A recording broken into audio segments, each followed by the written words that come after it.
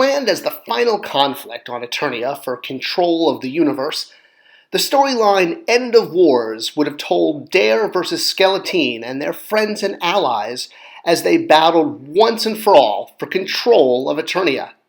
Was this storyline just a bridge too far, or something we could have gotten to?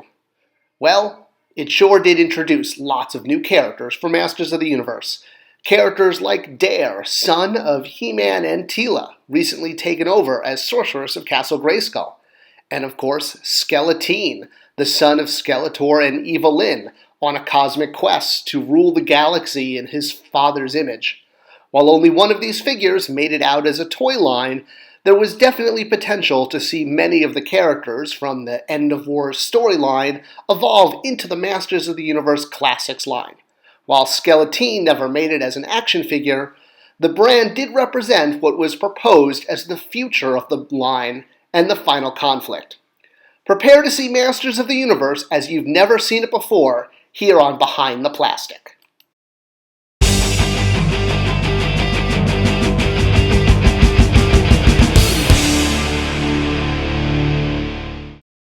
Was the stage now set to take Masters of the Universe to the next level? Yes, it was. And to do that, it meant setting the stage and bringing many of the characters into position in order for the End of Wars storyline to play out. He-Man had to be brought back from the Tri-Solar System and the Horde Empire battles in outer space.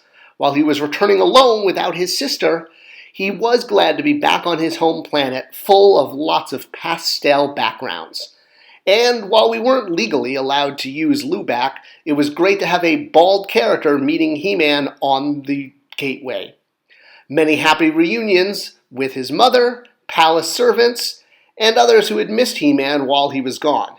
But no moment would be more joyful than that on the drawbridge of Castle Grayskull when at long last He-Man and Teela, forever separated by the vastness of space, would reunite.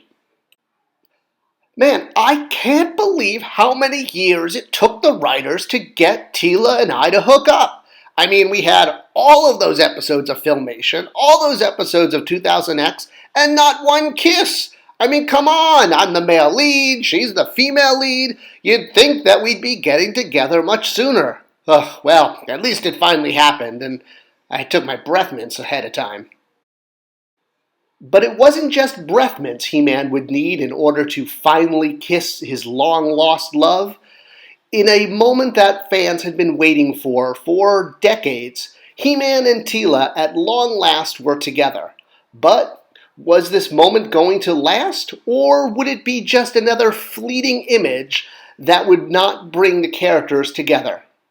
The answer is no, it did bring the characters together, and He-Man and Teela would finally be man and wife. Oh, please let me explain. Okay, I had to kiss He-Man, right? Now, that was in my contract, but I didn't want to do that. But my agent said if I didn't, I was going to be written out of the series. Well, goes to show you, I hear there's a new series and it's all about me. Being reunited with Teela wasn't the only surprise that awaited He-Man when he returned to Eternia. But upon entering Castle Grayskull, he learned the truth that the long-lost love that he had left had also brought forth his son, Dare, the heroic son of He-Man and Teela, who had been born while he was in outer space fighting against the Horde Empire. Did this make He-Man a deadbeat dad, or someone who owed lots of back child support? It certainly did. But because Eternia doesn't have a child support system, he was able to get out of this and merely gave Dare a long-needed hug where father and son could be reunited at last, even though He-Man knew he existed. He was on the highest mountain of highs, but soon would be in the lowest desert of lows, because this is a fictional story, and all fictional stories have reversals. Was I excited to finally meet my son? Well, of course! I mean, something in the back of my mind said he was there the whole time, but, well, I had responsibilities. I had to take out the Horde Empire, and I had to fight against the space mutants. It was a very busy time, but I knew that he understood and was waiting for his papa.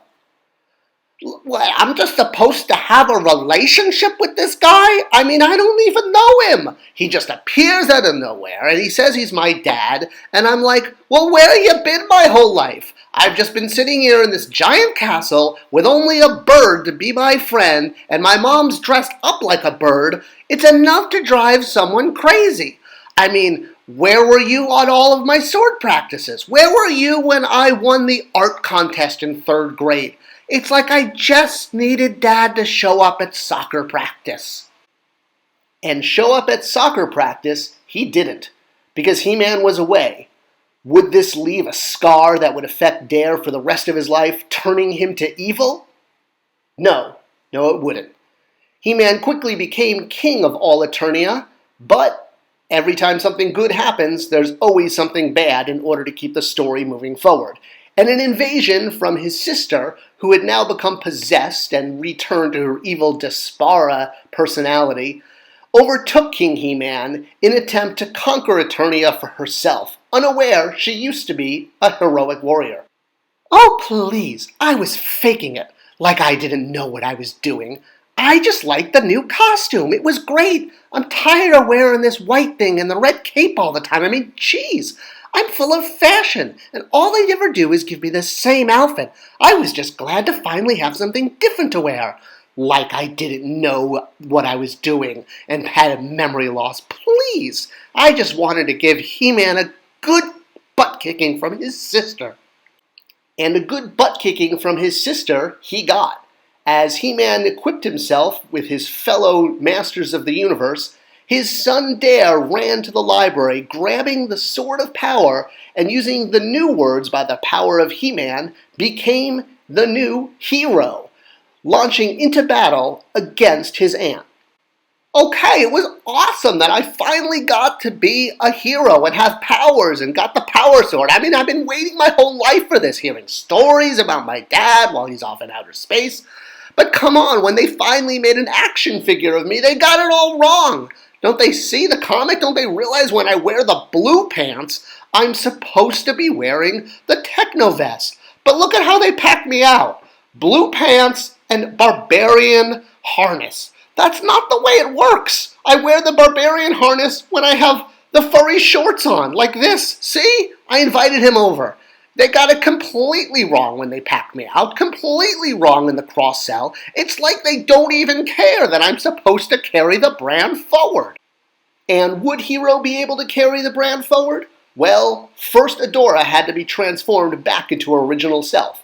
And when she grabbed the power sword and made physical contact, it brought back all of her long-lost memories, restoring her to her right mind and reminding her that she was the Princess of Power, She-Ra, and sister to He-Man. Oh, please, I knew the whole time. Like I said, I just wanted a different outfit, and that black one was cool. I looked damn good in black. And with She-Ra now restored to her right mind and original persona, Horde Prime's soul was exorcised from her, released by a spell from Orko. Realizing that Horde Prime had been the cause of her deception and transformation, Orko quickly captured him inside of a spell crystal shell in order to keep him from getting into more trouble. They fucking made me into a head? I mean, come on. All I get now is a head. I'm the cosmic overlord of the entire fucking Horde Empire, and they turned me into a guy that's nothing more than the neck up. Ugh, I've never been so humiliated. With Horde Prime captured and She-Ra back in her original mind, was it time for everything and puppy dogs, rainbows, and unicorns? Because it was a great time to be on Eternia. Until it wasn't. With Castle Grayskull suddenly exploding, the heroes knew that the time for another battle was fast approaching. And who would they be up against? None other than the Unnamed One, first established in a 1987 mini-comic with a throwaway line, "The Unnamed One was finally here.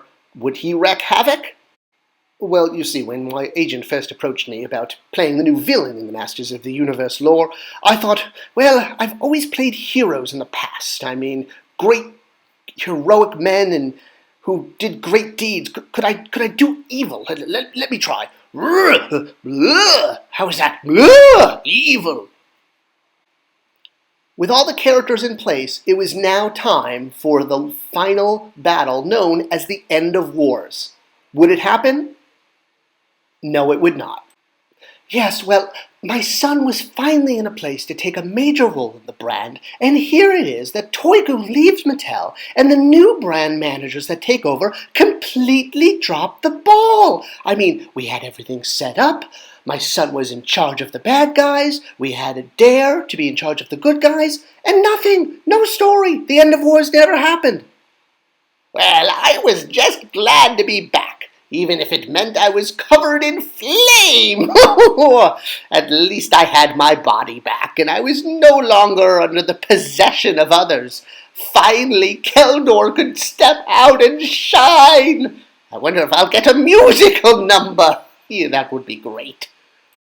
While the new brand team wouldn't move forward with the End of Wars storyline, the final image in the last mini-comic did set everything up, showing Keldor return to a more humanoid form, although now in translucent green, even though the art didn't match the concept in the script at all, and other characters like Hero and King Grayskull on board as advisors for the side of good.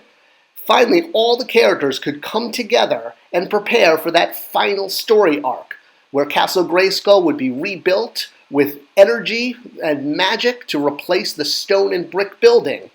But alas, the storyline was never developed and left on the cutting room floor, except for this last final image. Hiss, hiss, hiss, hiss, hiss, hiss, hiss, hiss, hiss, hiss, hiss, hiss, hiss. While the End of Wars storyline was never fully developed, the final image left fans wanting more. And more they would get, with not one but two brand new series in development with Netflix. A more adult-oriented show called Revelation, and a more kid-oriented show. Both would have an accompanying toy line in both 7-inch scale and kid-inch scale, aimed at different demographics who would all like the future of the brand. So I'm the entire future of the brand, right? I'm gonna be the star of the new series? I think I deserve a pay raise. Wait a minute, I'm not in the new show? I thought it was about He-Man. What's this about Teela being the star of the new show? Someone get my agent on the phone. Getting his agent on the phone, it did not. For He-Man was now sidebarred in charge of Teela, taking over the brand with the new Netflix show. While the End of Wars was set up to be a great final cataclysmic battle between the forces of good and evil, with Dare and Skeleteen facing off, it never would happen. Well, even though I was not in the news show, I did get a call from my agent that they needed a new bad guy for the Indiana Jones franchise. They're making a 5th movie, did you hear? And, I mean, it's not like you can screw off Indiana Jones, right?